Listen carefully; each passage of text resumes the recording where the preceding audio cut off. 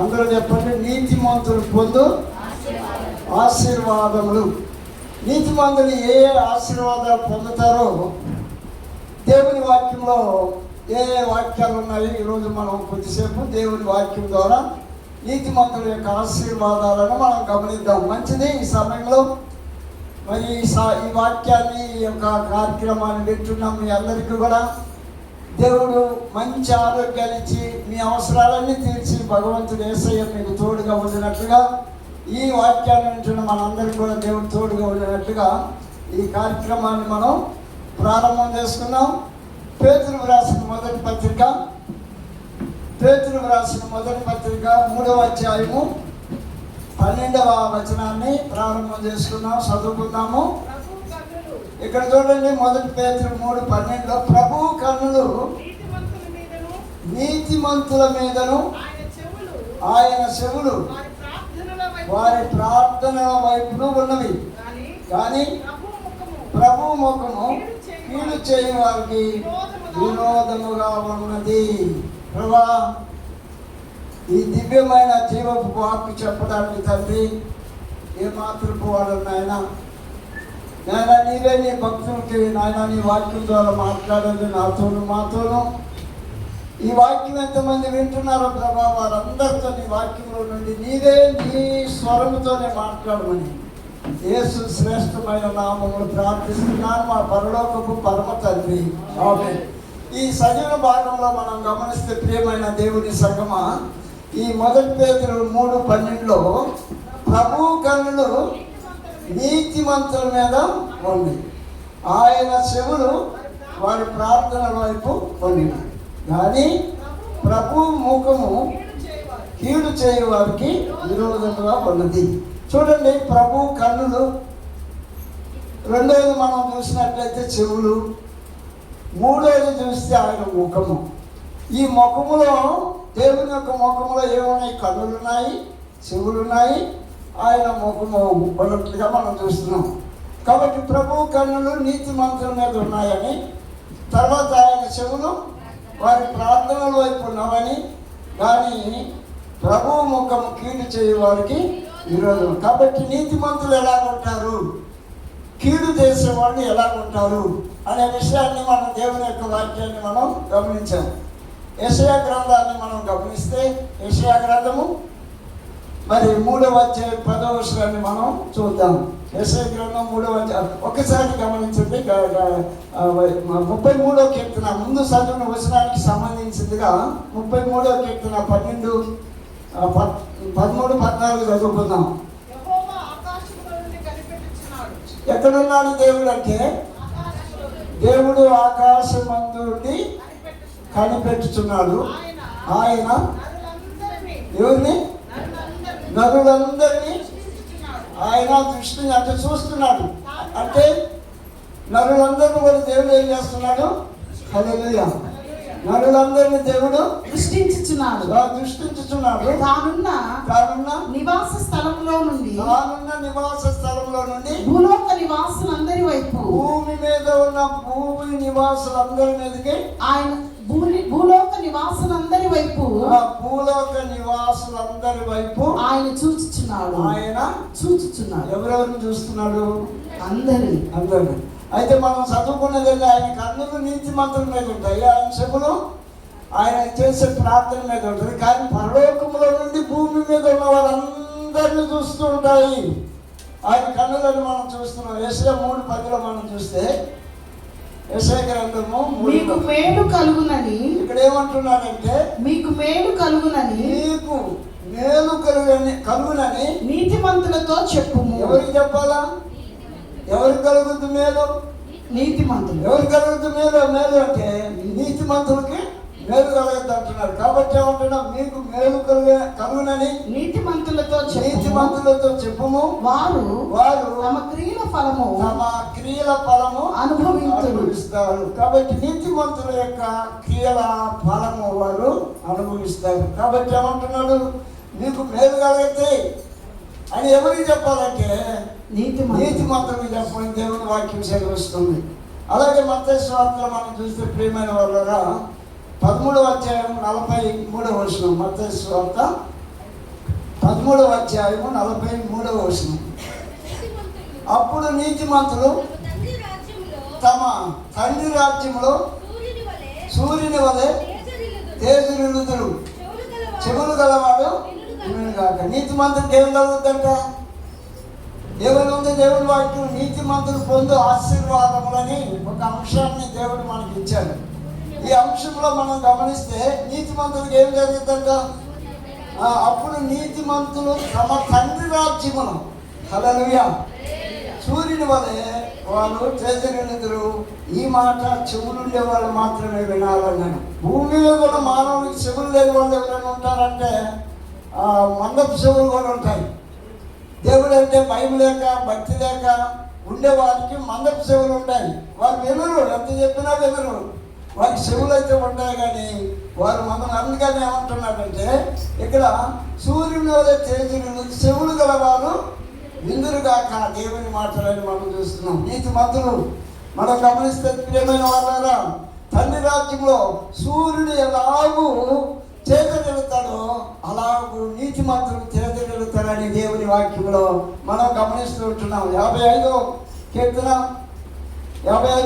22వ వచనంలో ఒక విషయాన్ని దేవుని యొక్క వాక్యంలో మనం వినబోతున్నాం. ఏమంటున్నాడంటే యెహోవా మీద మోపుము. దేవుడు అంటున్నాడు, నీ భారము యెహోవా మీద మోపుము, ఆయనే నిన్ను ఆదుకొను. నీతిమంతులను ఆయన ఎన్నడూను వదలని ఏమంటాడు? కదలని అంటున్నాడు. నీతిమంతులను కదలించే దేవుడు కాదు. ఆయన ఏమంటున్నాడంటే నీకు ఏ భారం ఉన్నదో, అది వ్యాధి భారమా, ఆర్థిక భారమా, లేకపోతే ఏదైనా ఒక భారంతో నీవు ఉన్నావా? ప్రియమైన దేవుని సంగమా, ప్రియమైన వాళ్ళ నీవు ఏ భారంతో ఉన్నావు? ఆయన అంటున్నాడు, నీ భారము యెహోవా మీద మోపు, ఆయనే నిన్ను ఆదుకుంటాడు. నీతిమంతులను ఆయన ఈ మాట గుర్తుపెట్టుకోండి, నీతిమంతులను ఎన్నడూ కదలనీయుడు. హల్లెలూయా. అయితే ఇక్కడ కదలనీయుడు అనే దానికి ఒక 46 కీర్తన 2-3 వచనాలు చూద్దాం. నీతిమంతులను ఆయన కదలనీయుడు. కీర్తనలో 46:2-3 వచనాలు. కావున భూమి మార్పు నొందినను, గమనించండి, భూమి మార్పు నొందినను నడి సముద్రములలో, ఎక్కడ నడి సముద్రములలో పర్వతములు మునిగినను, పర్వతాలు మునిగిపోయినను, వాటి జలములు సముద్రం యొక్క జలములు ఘోషించుచు నురుగు కట్టినను, ఆ పొంగునకు పర్వతములు కదిలినను, మనము భయపడము. పర్వతాలు కదంతాయేమో దేవుడు అంటున్నాడు, మనం భయపడమంటున్నాడు. అందుకే ఇక్కడ అంటున్నాడు, నీతిమంతులను ఆయన ఎన్నడూ కదలనీయుడు అంటున్నాడు. హల్లెలూయా.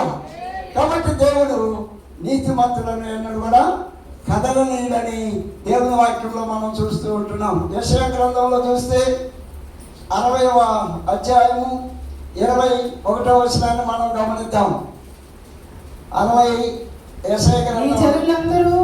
నీ జనులందరూ నీతిమంతులయ్యుందురు. ఏమై ఉంటారు? నీతిమంతులయ్యుందురు. దేవుని యొక్క ప్రజలందరూ నీ యొక్క ఏమన్నాడంటే నీ జనులందరూ నీతిమంతులయ్యుందురు. నన్ను నేను మహిమపరచుకొనున్నట్లు. అంటే ఎప్పుడైతే ఆయన జనులు నీతిమంతులుగా ఉంటారో అప్పుడు దేవుడు ఏం చేస్తాడంట? తను తాను మహిమపరుచుకుంటాడంట. అయితే మనం నీతిమంతులుగా ఉండి దేవుడిని మహిమపరే పరిస్థితుల్లో అలాంటి జీవితం నీకు నాకు మనకు ఉండాలేదో చూడాలి. అందుకంటున్నారు, నీ జనులందరూ నీతిమంతులయ్యుందురు. నన్ను నేను మహిమపరచుకొని. ఎప్పుడైతే నీతిగా నడుచుకుంటారో అప్పుడు మిమ్మల్ని బట్టి నన్ను నేను మహిమపరుచుకున్నట్లు వారు నేను నాటిన కొమ్మగాను. ఏమంటున్నా? నేను నాటిన కొమ్మగాను, నేను చేసిన పనిగాను ఉండి దేశమును శాశ్వతముగా స్వతంత్రించుకుంటారంటున్నాడు. చూడండి, ఎంత చక్కని మాట. నీ జనులందరూ నీతిమంతులై ఉంటే దేవుడు మహిమ పొందుతాడు. వారు నేను నాటిన కొమ్మగాను నేను చేసిన పనిగాను ఉంటారంటున్నాడు. కాబట్టి ప్రియమైన వాళ్ళరా, నీతి మంతులకి ఎన్నో విధాల దేవుడు ఆశీర్వాదాలు, ఎన్నో మేలులు చేస్తారని అన్నాడు. కాబట్టి మనం ఎలా జీవిస్తున్నాం, ఈ లోకంలో మనలో నీతి ఉన్నదా అనే విషయాన్ని మనం గమనించుకోలేనప్పుడు నీతి మంతులకు అనేకమైనటువంటి ఆశీర్వాదాలు, అనేకమైన మేలులు ఉన్నాయని మనం చూస్తూ ఉంటున్నాం. సామెతల గ్రంథము 24వ అధ్యాయము 16వ వచనాన్ని మనం గమనిద్దాం. నీతిమంతుడు ఏమంటున్నాడు? నీతిమంతుడు 7 మారులు పడినను. ఏంటంటే నీతిమంతుడు పడిపోతాడా? నీతిమంతురాలు పడిపోద్దా? నీతిమంతుడు పడతాడా? నీతిమంతురాలు పడద్దా? అంటే దేవుని వాక్యం ఏమంటాడంటే నీతిమంతుడు 7 మారులు పడినను. అదే ఒకసారి పడదని మనం అనుకుంటుంటే దేవుని వాక్యం ఉంటుంది 7 మారులు నీతిమంతుడు 7 మారులు పడినను తిరిగి లేచును. ఆపత్కాలమున భక్తిహీనులు కూలుదురు. కాబట్టి ఇక్కడ ఏమన్నా ఉందంటే నీతిమంతుడు పడతాడు. నీతిగా జీవించాము పడద్ది. ఒకసారి కాదు 7 సార్లు పడతారు. కొంతమంది ఏం చేస్తారంటే గమనిద్దాం. కొంతమంది ఏం చేస్తారంటే ఒక మనిషిలో ఏది బలహీనత ఉన్నదో దాన్నే చూపిస్తూ ఉంటారు, దాన్నే చెప్పుకుంటూ పోతుంటారు. కాబట్టి మనిషిలో ఉన్నటువంటి బలహీనతను గ్యాదర్ చేసుకొని ఆ మనుషులను ఎలా టార్గెట్ చేస్తారంటే చాలా భయంకరమైనటువంటి టార్గెట్. నీకు అదే అన్నది ఇది అదే అంటారు. కాబట్టి దేవుని వాక్యం ఏమంటుంది? దేవుని వాక్యంలో మనం ఏమంటాయో చూస్తుందంటే నీతిమంతులు 7 మారులు పడినను తిరిగి లేస్తాడు. అది దేవుని చిత్తం, దేవుని ఇష్టం. మానవుడు నైజం కలిగిన మానవుడు, పాపం కలిగిన వాడే, పాప స్వభావం కలిగిన వాడే, బలహీనతలు కలిగిన వాడే మానవుడు పడిపోతూ ఉంటాడు. ఆ పడిపోయింది నీవు అది తీసుకొని ఏదో ఇతరులని బాధ పెట్టకూడదు. దేవుని వాక్యంలో ఏముంటుంది? నీతిమంతుడు 7 మారులు పడినను తిరిగి లేచును. ఆపత్కాలంలో భక్తిహీనులు కూలిపోతారని మనం దేవుని వాక్యంలో మనం గమనిస్తూ ఉంటున్నాం. అలాగే మనం చూస్తే 1 యోహాను పత్రికలో ఒక విషయాన్ని, శ్రేష్టమైన విషయాన్ని మనం గమనిద్దాం. అలాగే 1 యోహాను పత్రిక 3వ అధ్యాయం 7వ వచనంలో ఏమంటాడంటే ఏమంటున్నాడు? చిన్న పిల్లలారా, ఎవనిని మిమ్మును మోసపరచనీయకుడి, ఆయన నీతిమంతుడై ఉన్నట్లు నీతిని జరిగించు ప్రతి వాడును నీతిమంతుడు. మన నీతి ఎలాంటి నీతి అంటే మనకి మానవుని నీతి ఎలాంటిదంటే మురికి గుడ్డ వలె ఉంటుంది. ఈ మురికి గుడ్డల గురించి ఒక దైవ సేవకుడు చాలా లోతైన విషయాలు చెప్పాడు. అది ఇక్కడ చెప్పడం అంటే నాకు ఇష్టం లేదు. ఈ మురికి గుడ్డ అనేది ఎలాంటిదంటే అది చాలా అందరిలో చెప్పేది కాదు, ఎవరికైనా ఒక్కొక్కరికి చెప్తే బాగుంటుందేమో. అది మన నీతి ఎలాగుంటుందంటే ఏంటంటే మురికి గుడ్డలాగా ఉంటుందంట. మన నీతి మురికి గుడ్డలాగా ఉంటుంది. అందుకని ఇక్కడ ఏమంటున్నాడంటే మనం నీతిమంతులం కాదు. అయితే ఇక్కడ ఏమంటాడు ఆయనంటే ఆయన నీతిమంతుడై ఉన్నాడు. హల్లెలూయా. దేవుడు నీతిమంతుడై ఉన్నాడు. కాబట్టి ఆయన నీతిని జరిగించు ప్రతి వాడును నీతిమంతుడు. నీ నీతి కాదు, నా నీతి కాదు, మన నీతి కాదు. ప్రభువు యేసుక్రీస్తు నీతిమంతుడై ఉన్నాడు. ఆయన నీతిని ఎవరైతే జరిగిస్తారో వారే ఈ లోకంలో నీతిమంతులని దేవుని వాక్యం మనకు తెలియజేస్తూ ఉంటుంది.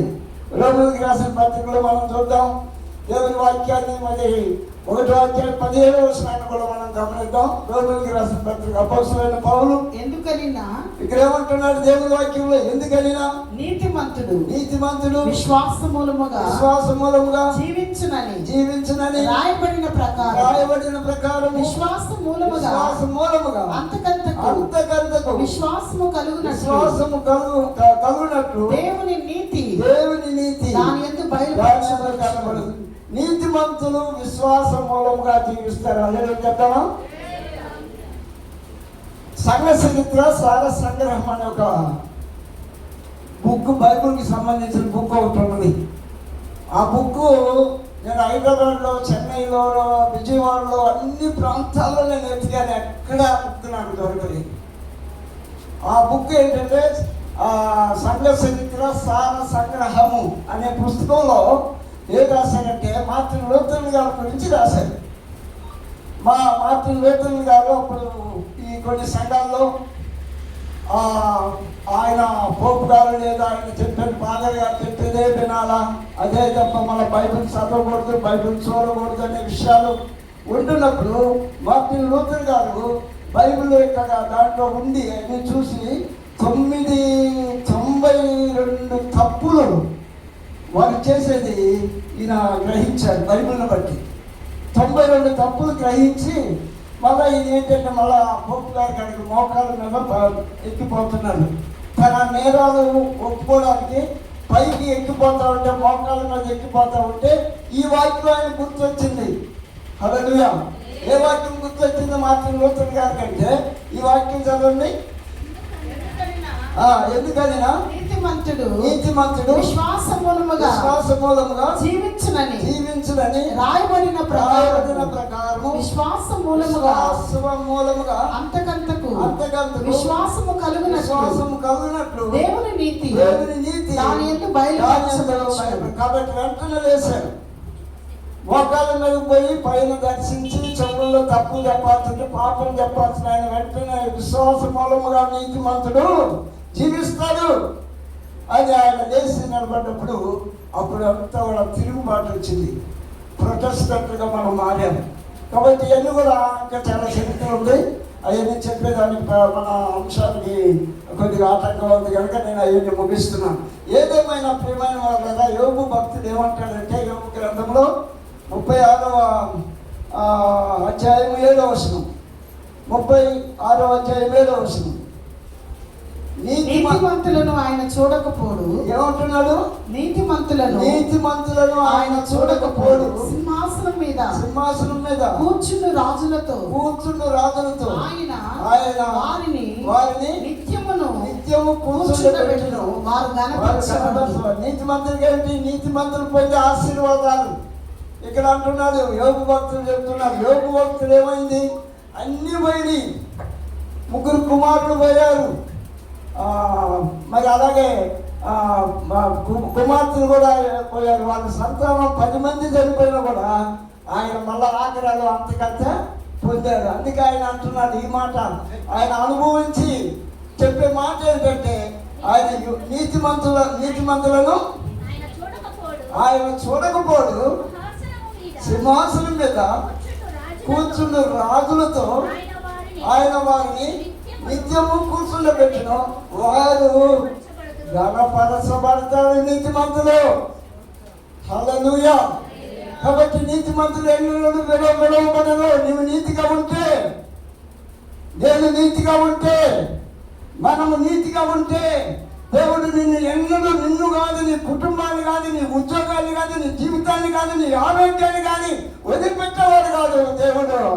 నీవు నీతిగా ఉంటే, మనము నీతిగా ఉంటే దేవుడు వదలని కూడా యోగు భక్తుని ద్వారా మనం చూసాం. సామెతల గ్రంథంలో మనం చూస్తే 31వ సామెతల గ్రంథం 23వ వచనం, మరి గణపరుస్తాడు అంటున్నాడు. ఆమె పెనిమిటి ఒక స్త్రీ ఎలాగ తన భర్తను గణపరుస్తుందో చూద్దాం. 2 చేతులు పైకెత్తుదాం, హల్లెలూయా. చేతులు దాదాం, దేవుడికి స్తోత్రం చేద్దాం. హల్లెలూయా. ఒక స్త్రీ తన పురుషుని ఎలా గణపరుస్తుందో గమనిద్దాం. ఆమె పెనిమిటి ఏమవుతుంది? ఆమె పెనిమిటి దేశపు పెద్దలతో కూడా కూర్చుండును. గమని యొద్ద పేరుగొనిన వాడై ఉంటాడు. ఏంటంటే ఒక ఘనమైనటువంటి ఒక ప్రార్థన చేసే స్త్రీ, ఒక దేవుళ్ళో భయభక్తులు కలిగిన స్త్రీ తన భర్తను ఎక్కడ కోసం పెట్టదంట? దేశపు పెద్దలతో ఎంతమంది భార్యలు, సనుగులు, గొడుగులు, భయంకరమైన పరిస్థితుల్లో ఆత్మీయ జీవితం లేకుండా భర్తలు ఎంతోమంది అల్లాడిపోతున్నారు. కాబట్టి మంచి స్త్రీ చేసే పని ఏంటంటే ఏమంటాడు?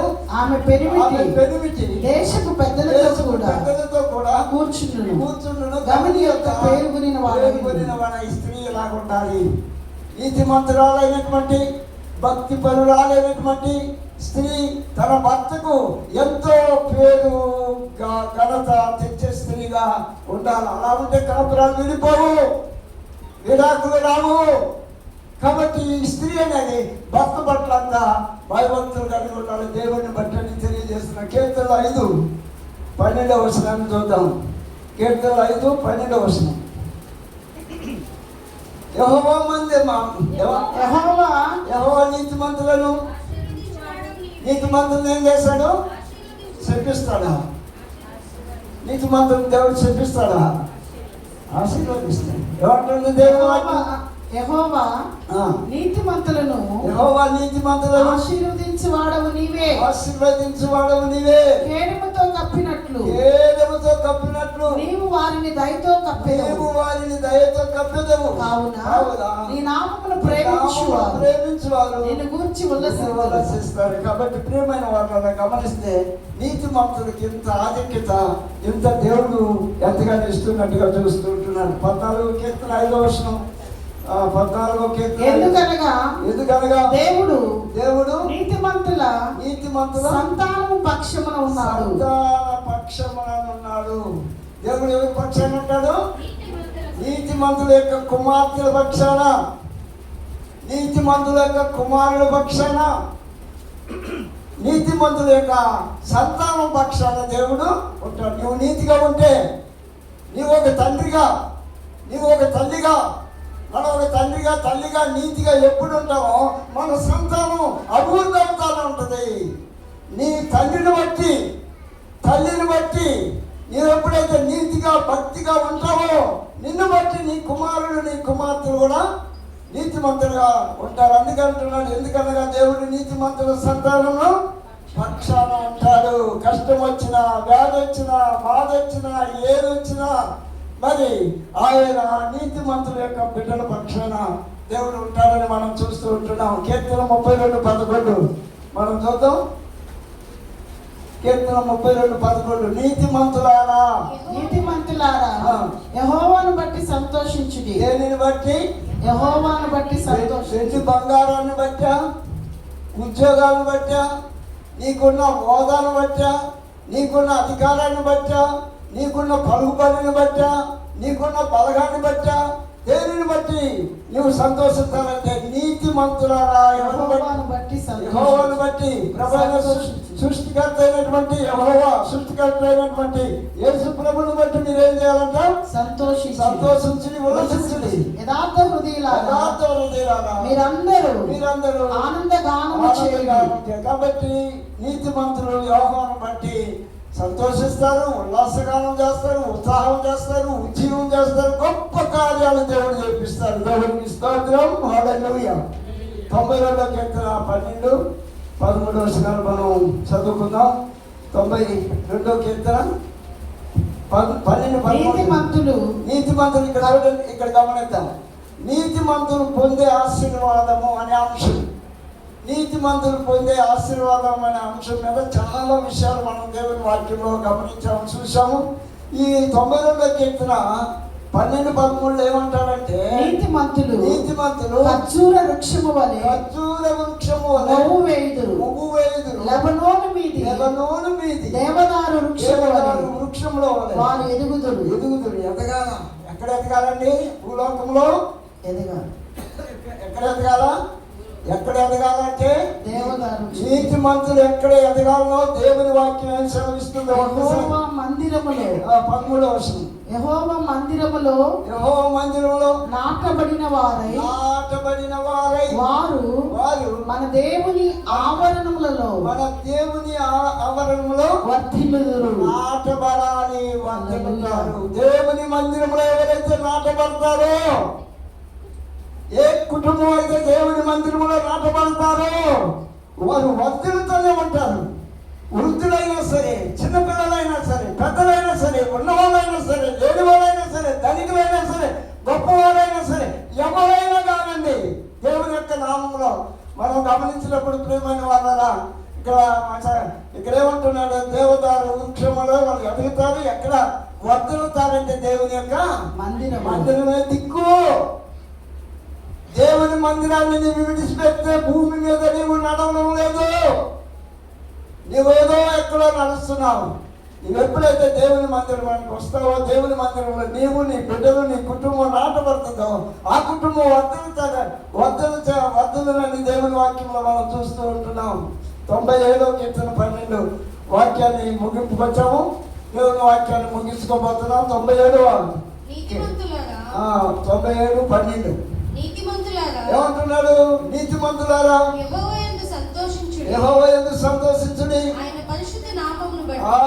పరిశుద్ధ నామమును బట్టి ఆయనకు కృతజ్ఞతాస్తుతులు ఎందుకు ఆయన కృతజ్ఞతాస్తుతులు చెల్లించాలి? దేవునికి మానవుడు ఎందుకు కృతజ్ఞతాస్తుతులు చెల్లించాలంటే ఆయన ఏమంటున్నాడంటే, ఇక్కడ చక్కని మాట మనం చూస్తూ ఉంటున్నాం.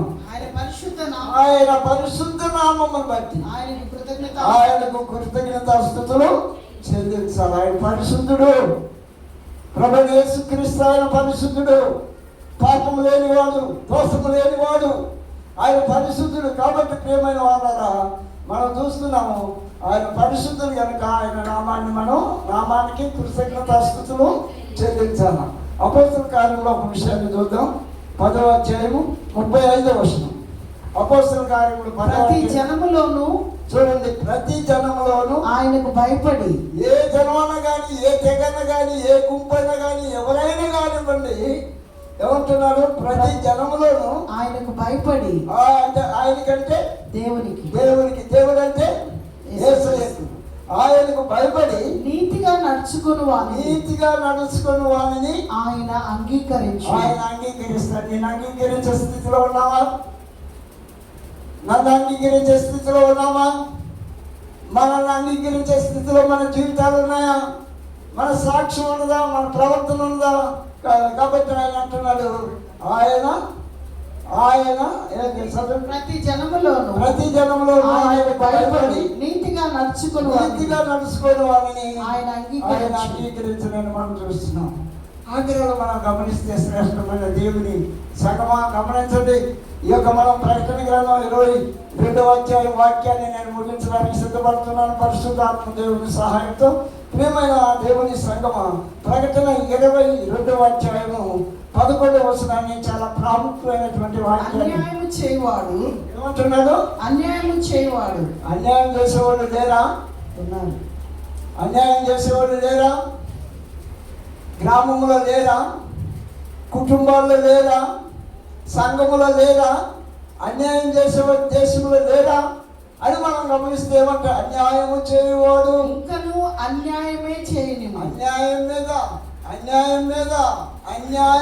అన్యాయము చేయనిము, అపవిత్రుడైన వాడు ఇంకను అపవిత్రుడుగానే ఉండనిమ్ము, నీతిమంతుడు ఇంకను నీతిమంతుడుగానే ఉండనిమ్ము, పరిశుద్ధుడు ఇంకను పరిశుద్ధుడుగానే ఉండనిమ్ము అంటున్నాడు. హల్లెలూయా. ఈ 4 భాగాల్లో ఒక్కొక్క భాగాన్ని తీసుకుంటే చాలా విషయాలు ఉన్నాయి. మరి మన సమయం అయిపోయింది కనుక ఇంకా ఈ చక్కని మాట, అన్యాయం చేయవాడు ఇంకను అన్యాయమే చేయని, అన్యాయం చేయని, పవిత్రుడైన లేనివాడు, పరిశుద్ధత లేనివాడు, అపవిత్రుడైన ఇంకను అపవిత్రుడుగానే ఉండనేమో, నీతిమంతుడు ఇంకను ఇంకా నీతిమంతుడుగానే ఉండనేమో, పరిశుద్ధుడు ఇంకను పరిశుద్ధుడుగానే ఉండనేమో. కాబట్టి ఎలా ఉన్నాం మనం? ఒకసారి పరీక్ష చేసుకున్నాం. ఎప్పుడో మనం సరిపోవలసిన వారం, ఎప్పుడో మన సమాధుల మీద గడ్డి మొలవలసినటువంటి వారం, ఎన్నో బాధలు, ఎన్నో శోధనలు, ఎన్నో కష్టాలు, ఎన్నో ఇరుకు ఇబ్బందుల్లో నుండి కూడా దేవుడు నిన్ను బతికించాడు. దేవుడు మనల్ని బతికించాడు. కాబట్టి శ్రేష్టమైన మనం ఎలా జీవిస్తున్నాం, మన జీవితాలు ఎలా ఉన్నాయి, ఒకసారి మనల్ని మనం పరీక్ష చేసుకున్నాం. కాబట్టి అపోస్తల కార్యం 13వ అధ్యాయము 39వ వచనాన్ని మనం చదువుకున్నాం. అపోస్తల కార్యంలో 13వ అధ్యాయం 39వ వచనం.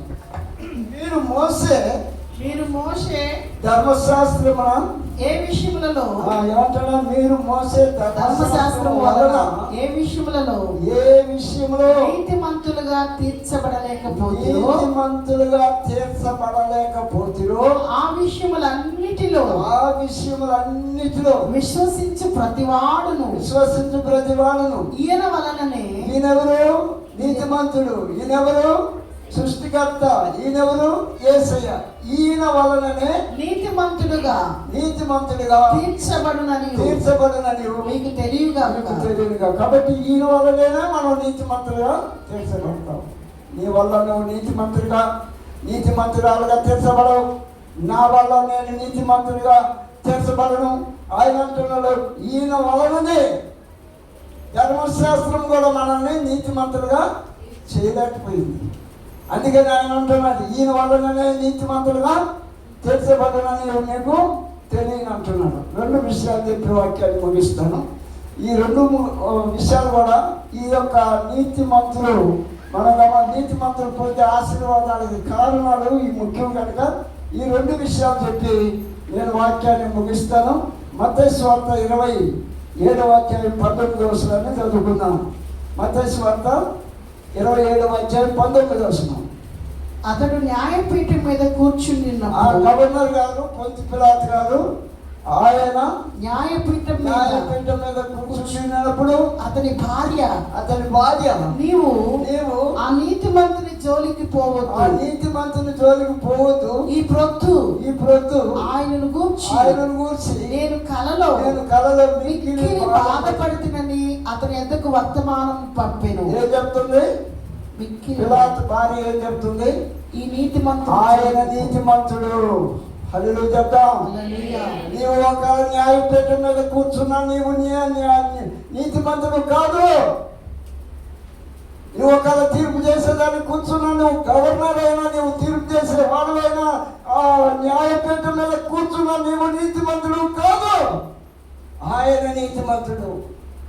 ఆయన గురించి ఈరోజు నేను కలలో మిక్కిలి బాధపడ్డాను. ఆయనే నీతిమంతుడు అని ఆ గవర్నర్ గారి యొక్క భార్య ఈ గవర్నర్ గారికి తీర్పు చేసే సమయంలో ఒక మాట పంపించింది, ఒక కబురు పంపించింది. ఆయన నీతిమంతుడు, ఆయన దేవుడికి నువ్వు బాగుంటుంది.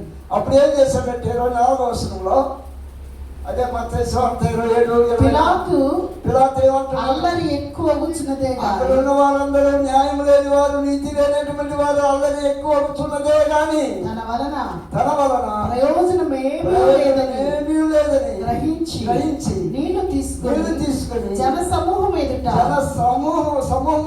చేతులు కడుగుకొని ఈ నీతిమంతుని రక్తమును గూర్చి ఏమంటున్నాడు? ఈ నీతిమంతుని రక్తము గూర్చి నేను నిరపరాధి మీరే చూసుకోండి. లోకములో నీతి లేని లోకములో న్యాయం లేని మీరే చూసుకోండి. ఇది నీతిమంతుడు. ఇది సెలవేయడానికి ఏ నేరము ఏ పాపము లేదు ఆయనలో.